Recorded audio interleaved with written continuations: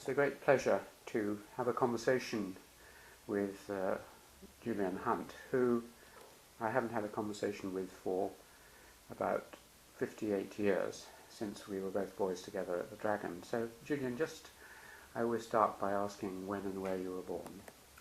So I was born in 5th of September 1941 in Uttakamand in India, which is in South India in the Nilgiri Hills. It's a hill station. It now is called Udagamandalam in Tamil Nadu. So I always slightly feel like a character Oscar Wilde. If the place you were born in has changed its name, are you really real? But my father was in Indian civil service.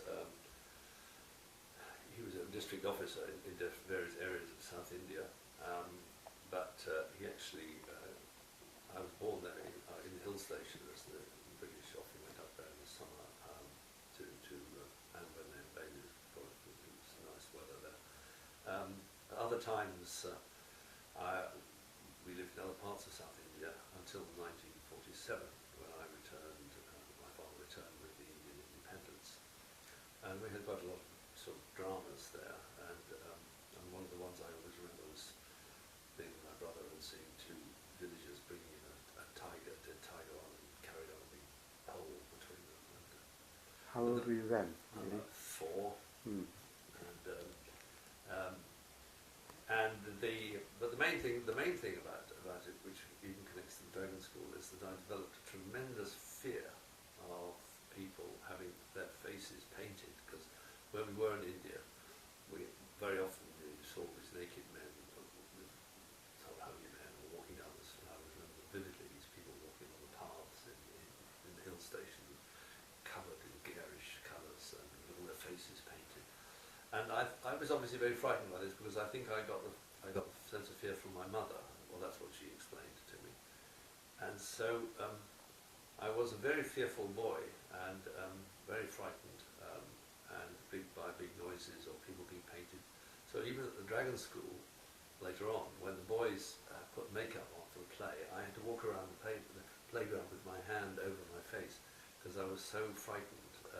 And I've always been slightly, I'm always sort of still worried or frightened by anybody, any sort of sudden appearance. We went back to India recently with my wife, and we went on a bus, and suddenly the bus conductor had his face all painted in garish colours. I suddenly remembered as a small boy being terrified of this vision. It's quite strange, really. Mm. And so I was quite a tearful, frightened boy. And the thing that really used to upset me was coming back from India. We came back from India in the middle of the war, 1943, 44, in a convoy with U-boats. You came back twice, did you? Because you said you came back in 47 as well. Well, that's when we returned finally. I see, so yes. there was one period in between when we came Yeah. back on leave. Yeah.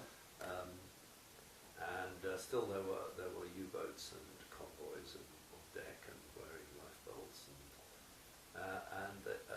And the awful thing is everybody had to keep singing this song, I'm H-A-P-P-Y, I'm H-A-P-P-Y, I know I am, I think I am, I'm H-A-P-P-Y. Was this a Christian song? I don't know, it's just a song. I've met now many people of my generation who all know this song. I know it, but it was through Christian boys' camps. Oh, really? Because Jesus had come into your life, and that was why you were H-A-P-P-Y. I used to sing it with tears rolling down my cheeks most of the time. In these sort of strange kind of canteens and on the ships. But so it was a sort of colourful life, and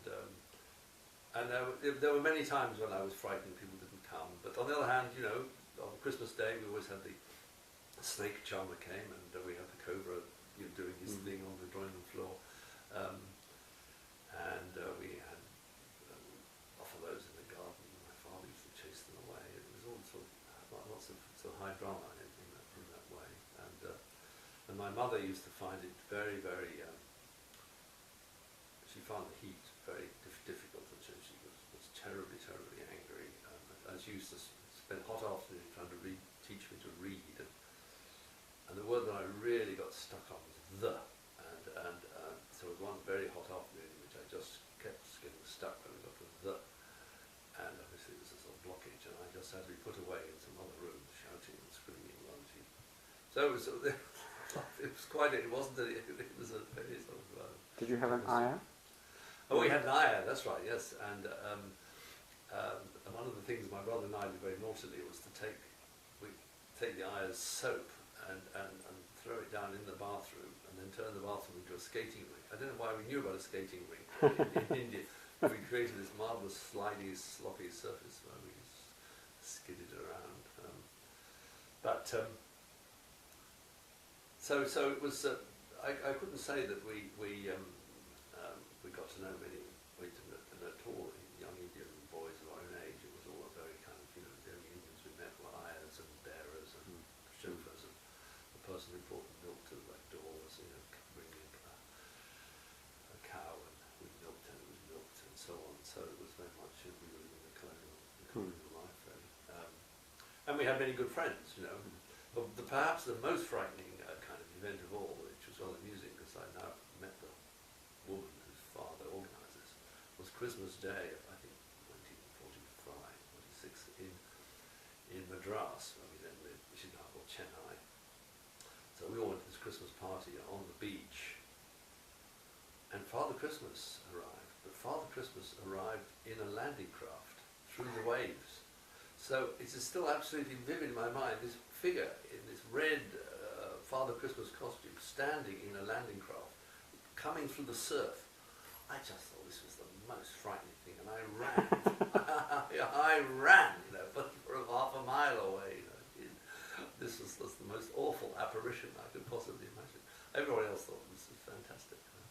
So it was curious that, and I don't know what the long-term consequences, but it was certainly. But can we just go back a little bit?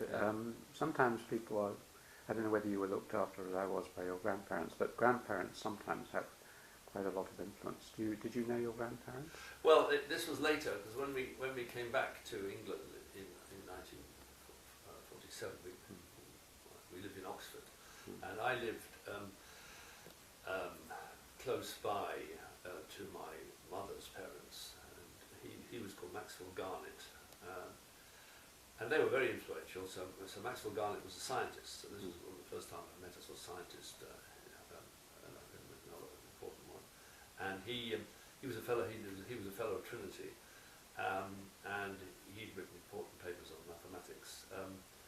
But then he'd become a great internationalist. He was secretary of the League of Nations in Britain, and he was very sort of strong, sort of primitive Christian as well. And he used to take us for walks in the park, and then he used to come out to our house and boom out the Macaulay's Lays of Ancient Rome, Lars Porcium Occlusium, by the 9 gods he swore it, that kind of stuff, shouting through their house. So it was kind of from Indian temples to sort of bellowing out. You were terrified of him as well.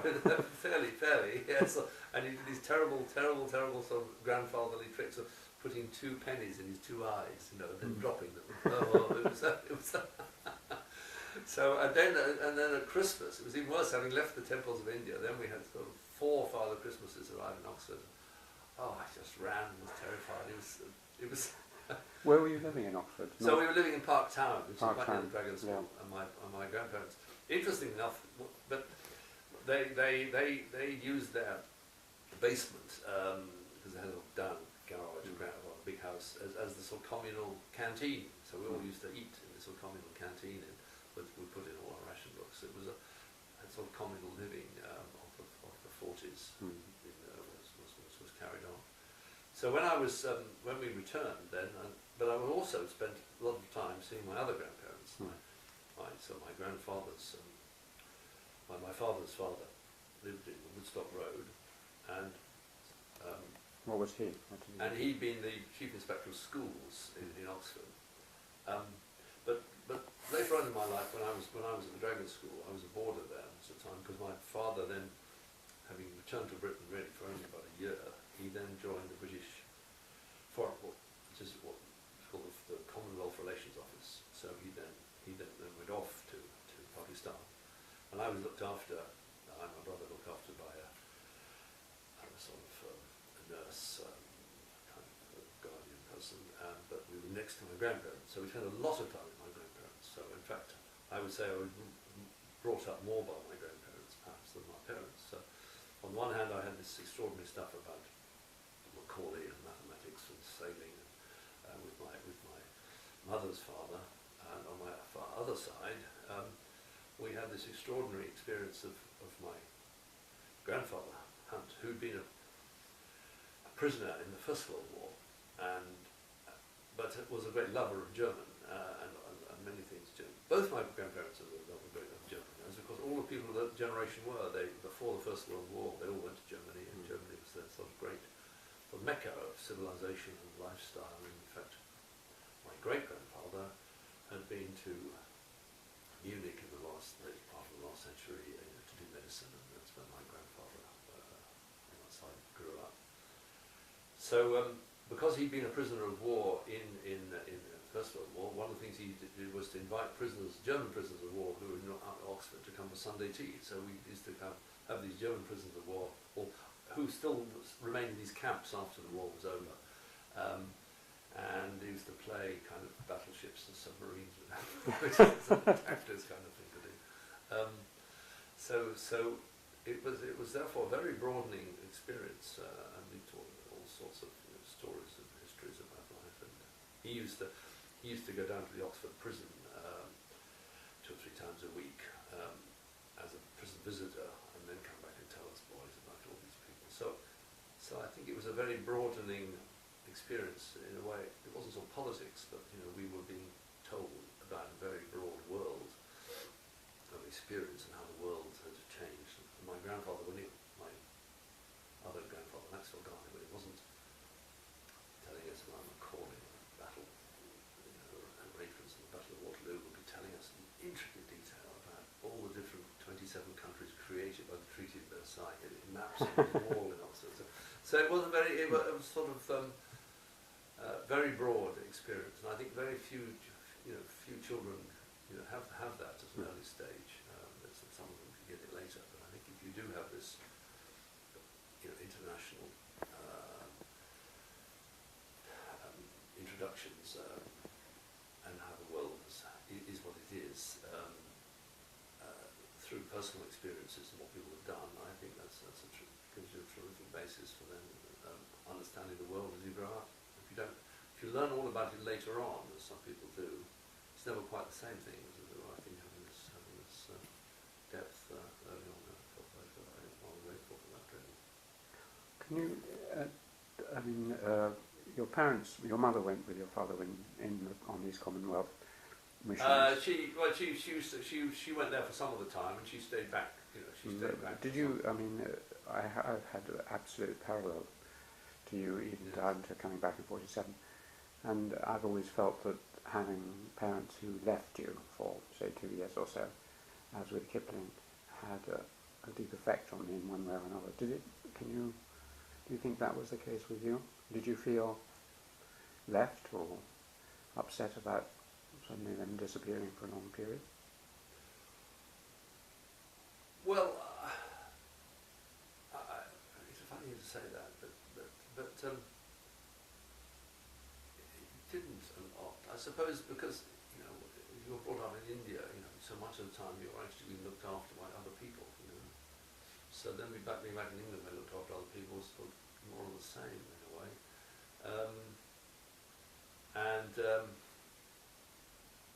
And I probably was a very difficult and not a very lovable child. I think I was very, very difficult. I mean, my father always found me very difficult. Whereas my brother, my younger brother, was Simon. He was very, very jolly and very smiley, and my mother could sometimes pour out feelings to him, and he actually equally was I think very cut up by not seeing my parents more than myself. But on the other hand, I corresponded. I mean, I was zealous. I think, as you said, you were yourself a zealous correspondent. I mean, every week, in a way, my troubles I poured out on Sunday letters one sort or another, and I was always very pleased to see them. And you know, my father was in a way, a marvelous father. Played a lot with us, you know, on the weekends, and played with our soldiers and all these sort of things, and we played sports with them. But I suppose one had just accepted this sort of this life, you know, of someone who's been looked after, and then grandparents were terribly important. So I spent more Sundays with my grandparents than with my parents when I was border. So when we went to the Dragon School, first of all, when we were living in Oxford, when I was there, I first of all went to the state primary school called Cutslow, which was a very fashionable primary school that just been built in North Oxford. And I'm sure you know, there was the famous social history book of the Cutslow Wall, this famous wall. You know, there's a book. Oh yes, I think there was a wall built in North Oxford to separate the sort of owner-occupied houses from the council estate. So the council estate people wouldn't walk or drive through the owner-occupied areas to get onto the Banbury Road. They had to go out onto the bypass and come round, as did the bus, in order to get to this sort of primary school on the council estate. Apparently there was one great moment in the war when some soldier returning on leave came with his tank and broke the wall down, which was then it's a real sort of class, you know, a class wall, as it were. But anyway, so we went to school. I was there from I think it was 47 to 49 to this primary school. I had a big class of 40, and we had all sorts of boys and girls there from the estate, mostly from the estates in North Oxford. There were a few people, but the most interesting thing, which I always tell people about, was that I was there when in 1947 in the playground, boys would run around the playground with their arms stretched out, and they were that sort of aeroplane. By 1949, the aeroplane wings had all moved to the sort of to the sloping wings, the new sort of jets, you know, the sloping wings. It was quite funny, you know. That's interesting that you noticed it too. Yes. Well, I noticed at the time, but equally I've been recalling, you know, my mind, trying to recall what kinds of technology changed people and how it changed, you know. And rather like now, a few years ago, you saw little children on the tube, you know, pretending to play with a mobile phone, using their hand as a mobile phone.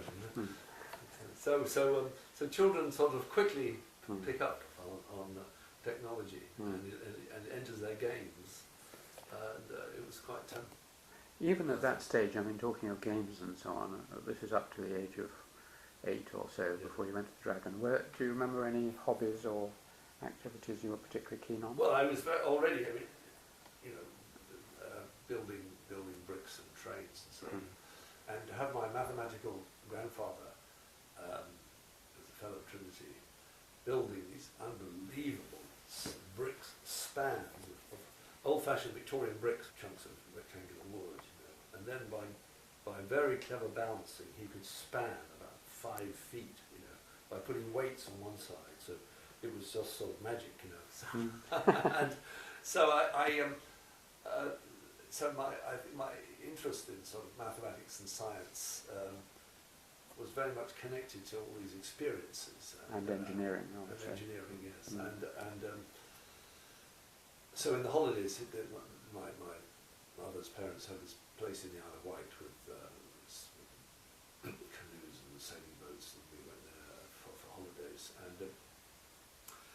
And so, you know, going sailing and rowing and talking about the stars at night, looking through telescopes and faraway places, you know. So you know, we were sort of experiencing things, but all the time it was through this obviously prism of a grandfather who was a scientist, you know, who explained it in those terms, and that I think was very influential. But so essentially. So I was there at the primary school till 49, and then I went to the Dragon School. Straight away as a boarder? No. First of all, I was a day boy there, but being looked after by this Yes. this lady, Miss Ayres, in this house. So you didn't go to a junior house, I mean a first house like... No, I did. No, I did. Well, so I went. So in 50. 50. In 50, December 5th. So January 51, I went to Wildings, which was a small house in Dragons, and that was just terrible. It was just terrible. And we were in this dormitory of about 5, you see, and then we all, and everybody, the lights went out, and then of course the boys started talking from time to time, and then suddenly the housemaster would storm in and, "Who's talking?" You know, and some people would own up and some people wouldn't own up, and they would jump out of their bed, and then he would beat them, you know, really beat them with these sort of slippers and so on. And one of the boys was beaten so severely that his marks were on his bottom, you know, even when he came back the next term after 5 weeks. I mean, that's pretty serious. So I said to him, "Look, this is disgraceful." So here was I, whatever, I was 9, 10. I said, "Look, this is disgraceful. You should go to the police station and complain." So, but he didn't, of course, and his father, his master himself. But it was sort of extraordinary, really, you know. So this man Wilding was in fact quite a brilliant teacher, and he wrote many books on Latin. L.A. Wilding, yes. Quite well known. He'd been a fellow of New College, Oxford, and he was a very distinguished, distinguished kind of academic classicist. And he was the form master for the top class of Dragons, and he pushed all his boys through to get scholarships at Eton and Winchester in Latin and so on. You know, so he was a formidable person, but he smoked like a chimney. He was very angry. And in the morning he would even make jokes at breakfast. We all ate together at this family table, and it was like old Dotheboys Hall. I mean, on Sundays he'd bring a huge, great sort of pork joint, and we'd sit there with the boys, and he'd carve it up and keep giving it all to all the guests around it, and we all just wondered how much of this was actually going to be left for us. You know? And he would say, "Oh boys, I thought you wanted the crackling." We said yes. So no, well, the crackling. I mean, it was just ridiculous, you know. It was so. Anyway, so I had my sort of revenge, which was only a sort of, as always, an inadvertent revenge, which was that my uncle came and visited us once and left me a pineapple, which a pineapple in England in 1951 was sort of like gold. It was just extraordinary, you know. And but I didn't finish it by the end of term, you see. I shared it out with my friends very parsimoniously, a bit at a time, you know. Then we came back in May, and one day we were all sleeping under our beds, and suddenly the housemaster started shouting, "Who's taken the pineapple?" You see. And it turned out he had bought himself a pineapple. But I, that afternoon, had come in to see this pineapple. I thought, "Oh, I thought that's my old pineapple," and I shared it up and we'd all eaten it. So he came for his supper, and he was expecting to see this pineapple, and it wasn't there. So he roared upstairs, and he turned on the lights, and he shouted through all the dormitories, "Who's?" So I said, "Well, look, I thought it was my pineapple." "Oh, how stupid you are, Hunt! How could you be so stupid? Don't you realise a pineapple will decay after 4 hours?" So even he didn't beat me for that. I felt I was so stupid and naive that so.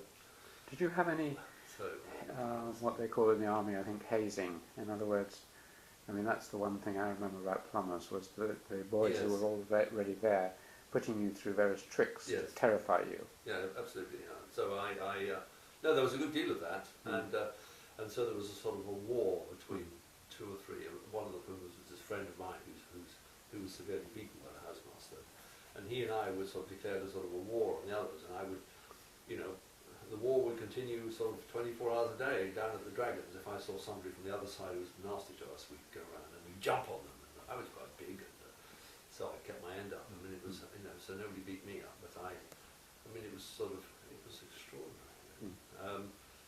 So it was a very, but perhaps the most, even more so extraordinary than those things, was was writing on Sunday, so we wrote letters home, you see. And we'd be sitting there at the desk writing letters home. And the housemaster would walk around and see what we were writing, you see. And so I wrote, the boys are terrible, they're all awful, and so on. And the housemaster came around and picked up my letter home and scrumpled it up in front of my eyes. He said, "You better come and talk to me," you see. So he then said, "Well, why do you think this is so, you're having such bad relations with all the boys, and you think they're so terrible?" He said, "Do you think, Hunt, you're just a prig?" He said. So well, I said, "Well, I probably am a bit of a prig, and he said, "Well, you could get on better with them if you didn't do this and didn't do that." But so actually, it was quite a rather severe form of reflective discussion, or therapy, you say nowadays. Sort of therapy, dragon style. What was the food like? That's something else I remember as being appalling in the first year. Well, it wasn't too bad in his house, because he liked good food himself, and what was diabolical was then going to the schoolhouse, going to the big, well, we went to be a board at the schoolhouse. Was that your second year you went there? Or I think it was after about a year and a half. 52. What was, tell me about the move to the schoolhouse. Well, in a way, in some ways, it was a bigger sphere, bigger dormitories of 18, 19 people, and you certainly weren't under this extraordinary. All named after dead or extinct species, weren't they? That's right. Yes, that's right. Ichthyosaurus and Brontosaurus. Yes, you started off in some smaller rooms, and then you went to bigger ones. That's right. Yeah. So. But what I had to tell you was just to come back to fill up the story of being dragons. One of my other things is a really bad thing to do is to sleepwalk if you're in a boarding house. And on one night in this house, just in Wildings, yes, I suddenly woke up, and we'd been doing French at school that day, and it still is in my mind, because if you sleepwalk, you have the vision in your mind. And I walked round this house, and I went round all these beds, and I was touching people's toes through the dormitory. And I finally got into a room, sort of a locker room at the top of the house, and I was trying to climb underneath the cupboard. And by that time, the entire house was awake, because I'd been beating and banging. I mean, all the dormitories was awake. The matron, the housemaster, the house in their pajamas. And so on. They said, "What the hell are you doing, Hunt?" So I said, "I'm looking for je suis." That's what I was. I suppose. Because obviously learning je suis was quite a stress for me. So I think they did find me quite difficult. So these are the outward and manifest symptoms of obviously something, sort of churning around. Yeah. But the boarding house, it was I was getting bigger, I suppose, and sort of nearly maturing, and I became a much more confident and happier person.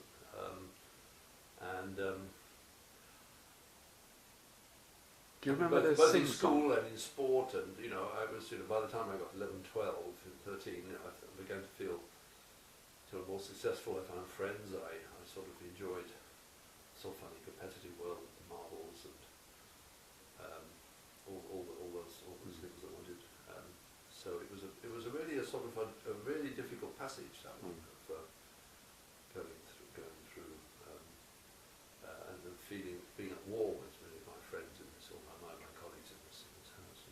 That was at the beginning. It got better in your second, third year. Yeah, that's right. Yes, but particularly when I went to the schoolhouse.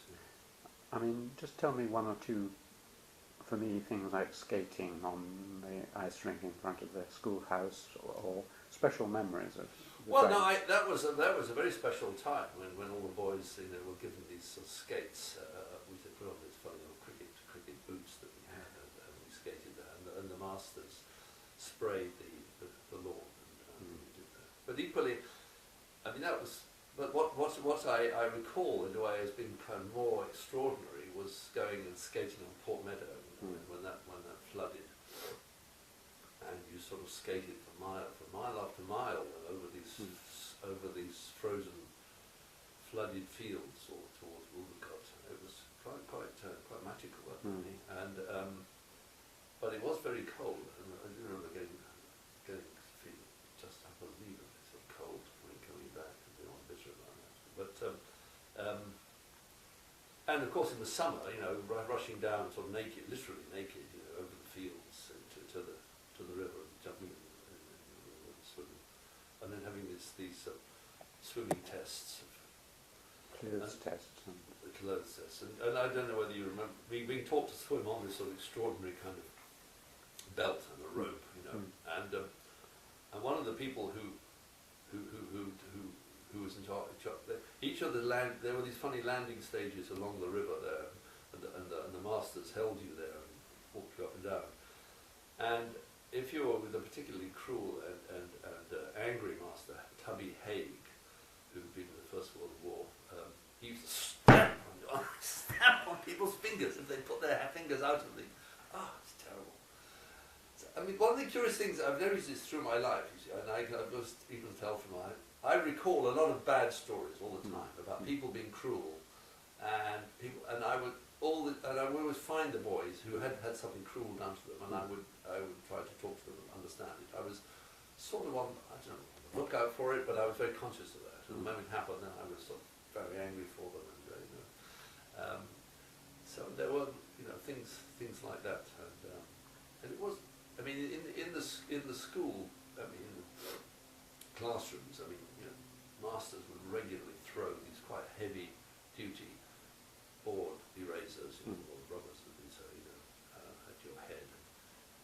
And there used to be public beatings, I remember, in the old hall, just occasionally when someone had done something appalling, in front of the whole school. That's right. That's very rare. That's right. Yes. Very rare, but.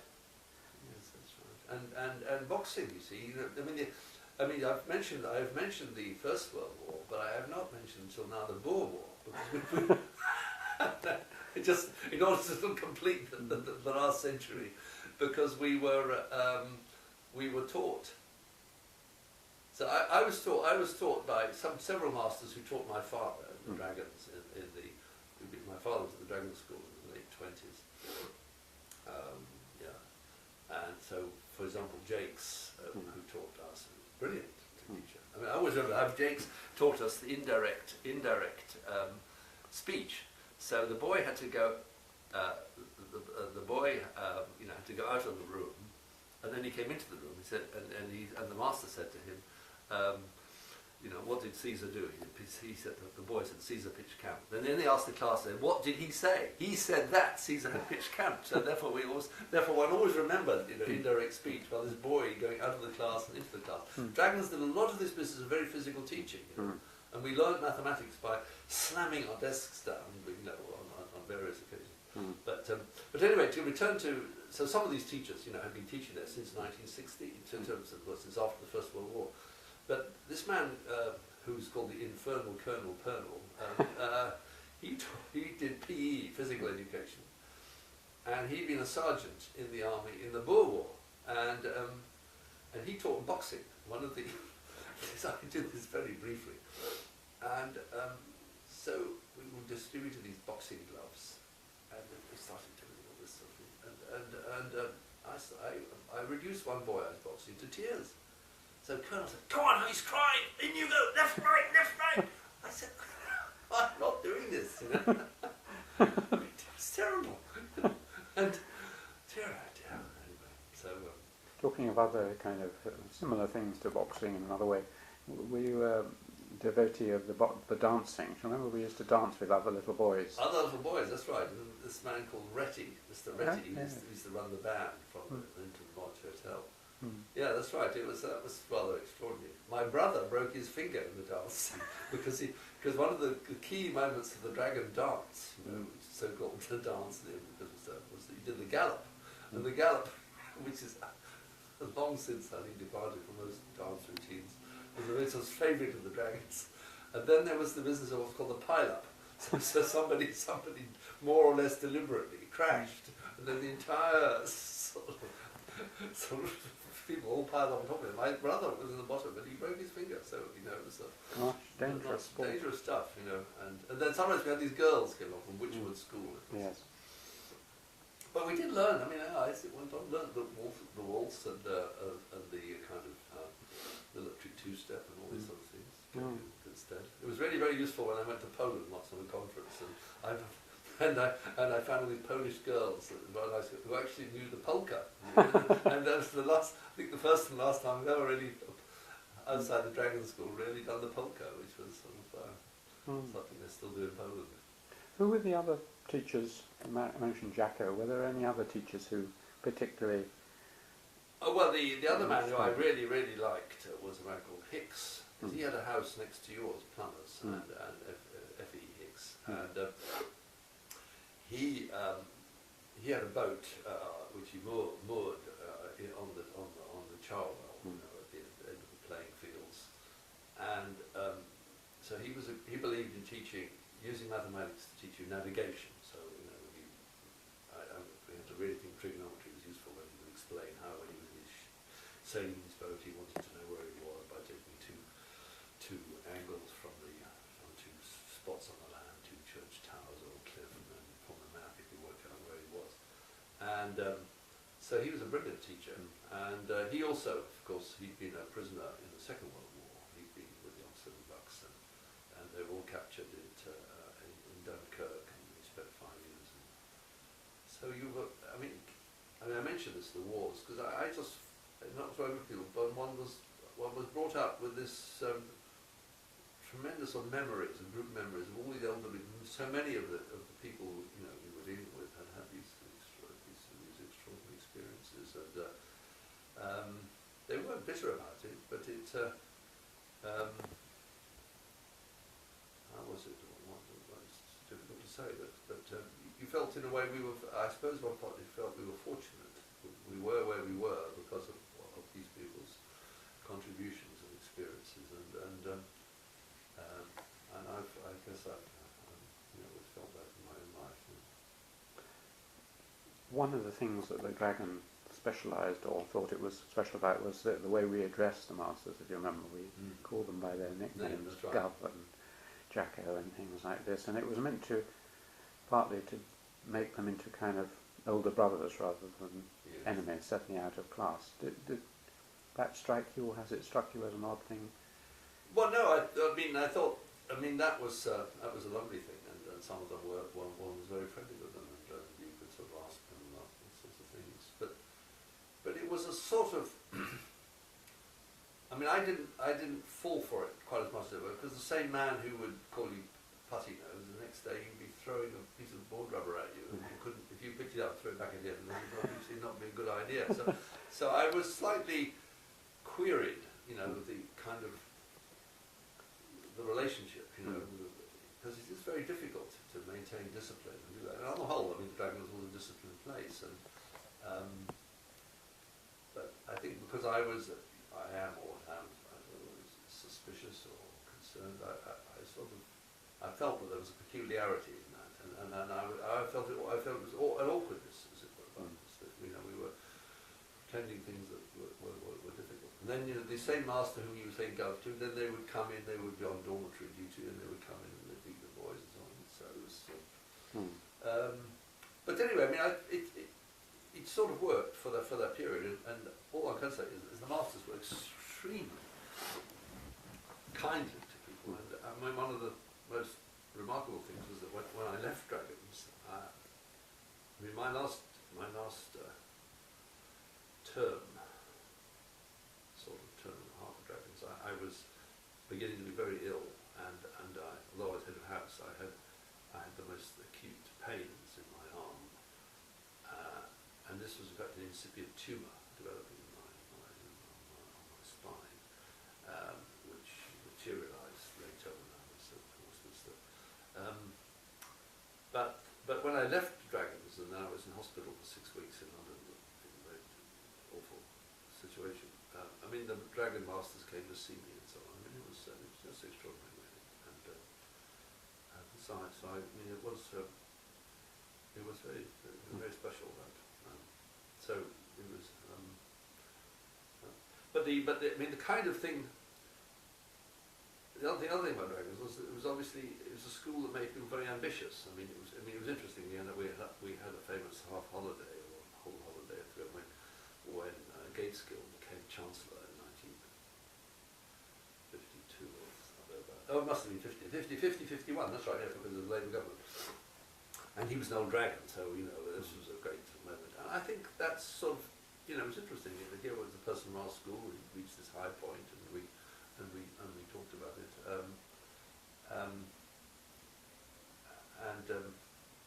So this, that was a sort of.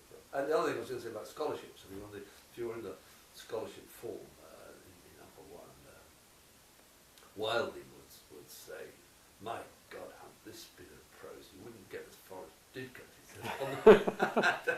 So in other words, it was funnily enough. This is at Westminster. It's in both the schools that I was at. You were the kind of progress you were making towards these two great goals.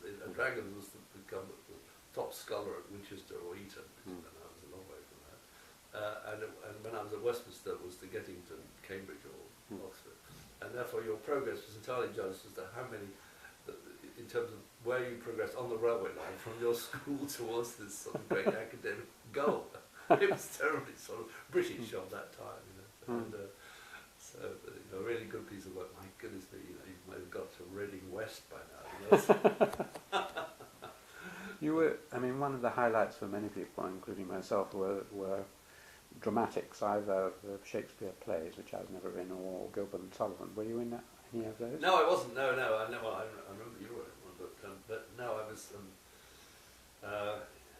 not even a spear carrier. I think in part because of, as I mentioned to you, my kind of fear of this whole business of dressing up. Yes. I was sort of deeply worried by that. Although I enjoy going to the plays, but I was very bad at am very bad at singing, so I was not allowed to sing. I was quickly sort of removed from the singing group. So that was, but the point about it was that one became very familiar with so much Shakespeare. I mean, that was so extraordinary about Dragons, and one sort of remembers it, and which very few people had. I mean, okay, people from other schools may have done their O levels and A levels, but I mean, we were doing this and sort of sitting on the grass in the summer. So you acted in Shakespeare, the Shakespeare plays? No, I didn't. No, I'm just saying that as part of the play in the summer, there would be classes in the lessons. You'd be doing the play, and it all seemed very real because the play was going to come, and therefore I think everybody learned a lot about the plays. That's how I remember it. But you were in quite a lot of, or we were together on various cricket and other teams. I think. Not cricket, but I was in rugger and hockey and soccer, and I enjoyed that a lot. And I played in some sort of not very good cricket matches, and that was again a marvellous business of being very close to the masters. We'd go on these funny sort of second-hand cars driving off to these other schools, and it was always a great treat to come back and have a drink in a pub or have a high tea of sort of fried eggs in Aniston's in Oxford after the games. It was all a great adventure, and they made it very fun. But it was quite an ordeal. Those sort of wet, cold afternoons, running about, getting very muddy, and a bit plunge afterwards. It was sort of grammar fault on life, really. And I think you've got to. I think what I learned from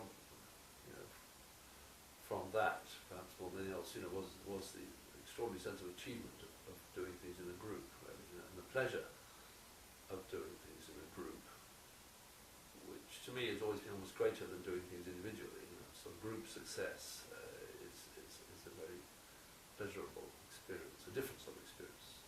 But in a way, Dragons was quite good because for some of the people, we had great stars, and you was one of them, on the stage and so on, which is individual kind of greatness, as it were. But the kind of sporting achievement was one in which you sort of saw the pleasure of doing things in a group. And I even had an argument with my wife the other day. I was talking about some scientific work, and I said, we did this and we did that. She said, you don't mean we, you mean you did it. Well, I said, sort of, yeah, but it's fun doing it together. I mean, this is more of arts people, it's all, you write your book yourself mostly, but it's something that is about science. It's so much of it is the pleasure of doing it as a group. Talking of science, I mean, I mentioned earlier Gert Sommerhoff. Did you get to know him? Did he teach you? Funnily enough, I sort of. So he later came to Trinity, didn't he? Yes, he did. That's right. No, I used to talk to him there. I wasn't a great lover of. I mean, I went to the classes and I wasn't particularly good at it because really what I found so fascinating was all this business of mathematics and sort of mechanics and navigation and trigonometry and that's what. And that connected to me to what I did at home with my electric trains and my building and Meccano and so on. Gert was not so much into that side of science. It was, looking at a microscope at these awful things we were swimming through on the Jawa and swallowing. And I sort of couldn't. I mean, it was just completely sort of experimental. And he did a lot of this. He did these also interesting tests of our reaction times and testing boys' reaction times, but it wasn't connecting to me the sort of the scientific world that was being explained to me by my grandfather, I guess, of mathematics and the stars and mechanics and so on. So, but only later on did I begin sort of, read it much later. I understand all this sort of connections of area of science I come from and biology and so on. But I would sort of say one of the most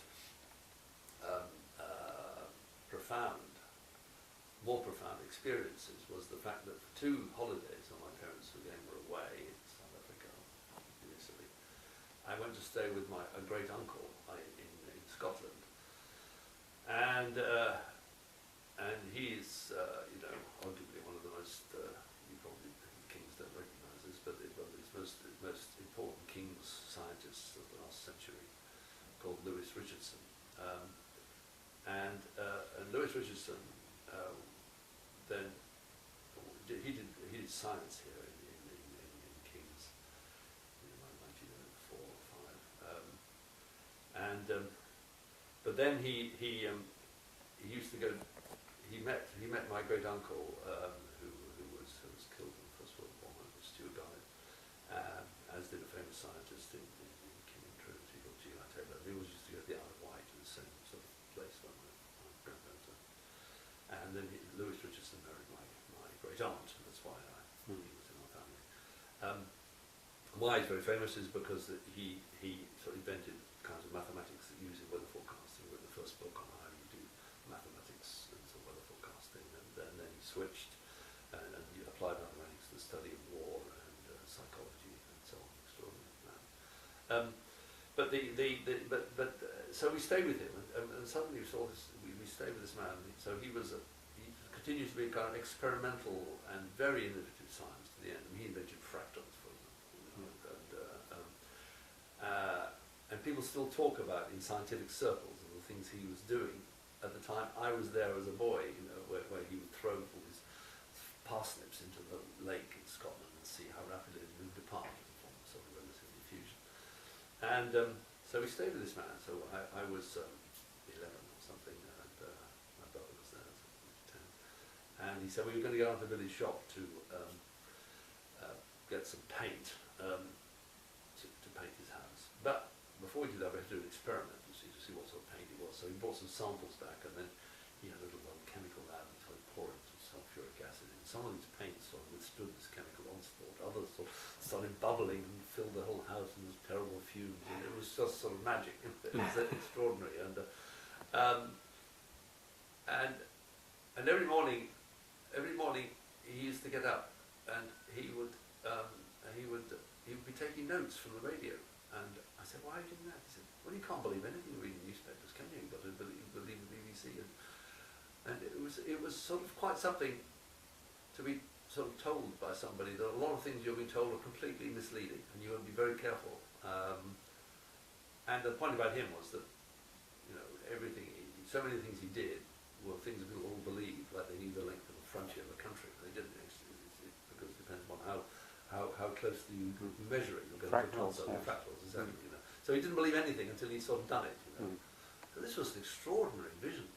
It is a very to get that idea that you've really got to test what you see, and you can be very suspicious. And I think perhaps you can gather already from my stories, I was a rather suspicious person about things, and if I saw a master doing something, I was suspicious about it. I didn't accept it as an authority figure. And so this naturally resonated with this sort of slightly contrarian outsider view of the world, which I think to some extent scientists have to have. And then he showed us all the Times newspapers he stored during World War II because he wanted to cross-reference them. He gave up after about 3 days. But anyway, I mean, it was an extraordinary experience. So one of the things is that one of the things I did, two of his famous books, which were published by CUP didn't want them. He had to pay CUP to publish them, which are now sort of world kind of famous books. Even then, when we got all these people together to collect his collected papers for CUP were going to publish them. I don't mind if you put this on the record, because CUP knows this. Again, there was some sort of trickeries going on, and I had to really sort of bend and push the syndics. And they did publish these fantastic collected works of Richardson, and they, of course, all sold. Anyway, that was a really extraordinary experience.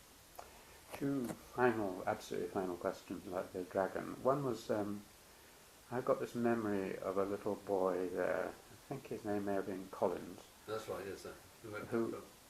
He had polio, and he used to be either on crutches or in a wheelchair.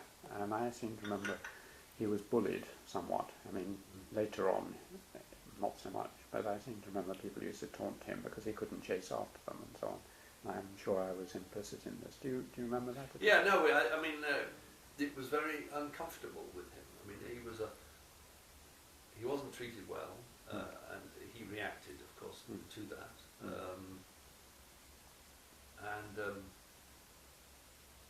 He was in some classes I was in, and he was in the schoolhouse. I think actually he was pretty stoic, actually, yes. as I recall the situation. I had a sense of humour, and later I became friends, but I think early on I think it was... Yeah, no, I don't think it was very nice at all then. But what was interesting, just to come back, I mean, the other interesting thing was that boys and dragons were really, remarkable, really, how interested we were in politics. I mean, for example, the American presidential election of 1952, Ike versus Stevenson, boys would go around dragon schools saying, "I like Ike," on their thing. It was amazing. And every day, all the common rooms had newspapers. We used to read them. And the Korean War was going on, I suppose. The masters in one school formed us in upper 3A. Every day we had some question that we had to go and answer from the newspapers. So it was quite now that is very unusual now. I mean, the ignorance of even people, undergraduates is astonishing, But we were very political, And the general elections we had. I always remember a marvellous debate between the person who spoke on behalf of the Conservatives, called Guinness, of the Guinnesses, and this. It's still sad to recall Francis Hope. I don't remember her name, and he was a brilliant writer, and he then wrote a lot on the New Statesman, and he was killed in that awful air crash from Paris. So there were very high moments, and nothing like that I think happens now in schools, hardly at all in Britain. So I don't know whether that was the school or whether that was the period. But it's well, one of the masters was a member of a Communist Party, or Brown. J.B. Brown. That's why that was also very, very shocking. He didn't shut his eyes during prayers. Everybody else. So he looked around, and he was sort of sitting there, and he didn't wear a tie. So he always wore a navy Airtex shirt, which was open at the top, you see, and he produced all the Gilbert and Sullivan. Also with an open Airtex shirt when he was conducting. I was always very sort of conscious of this. sartorial kind of deviation. One other memory. One of the things I enjoy most was those games we had in the evening. I'm not sure whether it was Dover Patrol or something else, where we used to get torches and huge spotlights, and you'd have two teams and try and get to the other side. We used to play it in the hall and out on the field. Do you remember that? Oh yes, well there were these torches, these sort of people, these ex-army sort of torches that people had, and they did it across the playground. Well, one of the things that the other unique, sort of remarkable thing about dragons, which connects to this, was the fact that they had prefects, you see, and so you became a prefect, and then I was invited to become head of house. You see. It was one of the interesting things. I was invited in this letter from Jock, the headmaster. Did I want to become head of house on my own, or with another boy? You see, or with another one? So I said, oh, certainly we'll share. Let's live together. But your role, you had absolutely zero power, except you were called a prefect. And during these kind of turbulent evenings, when it was dark and sort of between tea and supper over the weekend, there was no particular control. Your job was to sort of reduce the level of mayhem, and find out what was going on. So I used to use my brother as a sort of spy to say, tell me what's going on, and try to reduce the sort of chaos. And but also you had this role of then speaking on Sundays at the service, speaking the report of the service and doing readings and so on. So that was quite an interesting experience. That one of sort of leadership, kind of leadership without power, much and that was sort of very Dragons-ish as well. I think one learned a bit from that. I came across a letter of my mother's in my last year saying Alan has now got a study, and he's asked me to send him some pin-ups for the wall from health and efficiency, or ladies in bathing costumes. I was quite shocked. She was quite shocked too. I couldn't imagine that Dragon allowing you to have ladies pinned up on your study wall, but this brought back the fact that we did, but I can't remember. They did, oh yes, no, there was a sort of study we had, and I didn't do that, but they were certainly there on the wall. So at the end of it, you got a scholarship? No, I didn't get a scholarship. No, I didn't. No, I was in upper one, but I didn't. I applied for Westminster, and well, as I said, I was sort of quite ill during that time. But I got a place at Westminster, and it was. So that's right. No, because actually I got the place the previous summer. That's right. Before I was 13. That's right. I took the entrance exam to Westminster. I also took a scholarship exam to St Paul's. That's right. In summer of '54. That's right.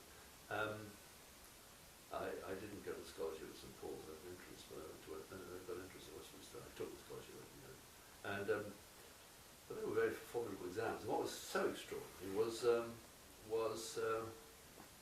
you have these optional papers in Latin verse and Greek verse, and it was formidable. And Dragons, and they still do that at school. Anyway, I got into Westminster, and I was in sort of top class stream when I was there, and I was a day boy when I first started at Westminster. My parents were not at that time, and but it was a very difficult time because I was very ill, and so much so that sort of many of the nights I just couldn't sleep, and my father used to read to me with shattering pain, and all the doctors said it was growing pains and this and that sort of thing. And but eventually I went to another doctor, a distant relative, who started pressing the vertebrae on my back, and suddenly he pressed one and I jumped in the air, and he obviously said that was a kind of, still extraordinary. A lot of doctors never ever feel the body. Some do, some don't. Anyway, he did that and found that. And then then it was a very, why I mention this, because I mean it was a very formative experience to me in my, in sense of my feelings towards being sort of left wing and left of centre was to then go to a Queen Square Hospital for nervous diseases. If you say to them, you're in Queen Square Hospital for nervous diseases, they look at you twice or if not three times, because they're primarily people go there with serious mental problems. But in fact, it's a hospital for nervous diseases. So I was so here I was, aged 13 and a half, in a ward of 27 people. Many of them were seriously mentally disturbed. Many of them were injured from the war still. I mean, it was quite astonishing hospital full of that. And so blind people crashing up and down. In the mornings you had sometimes people dead, they died in the night, and the nurses would say, wakey, wakey, wakey, wakey, Judge! And the other people around the ward say, he's dead, you know? So it was life in the raw, really.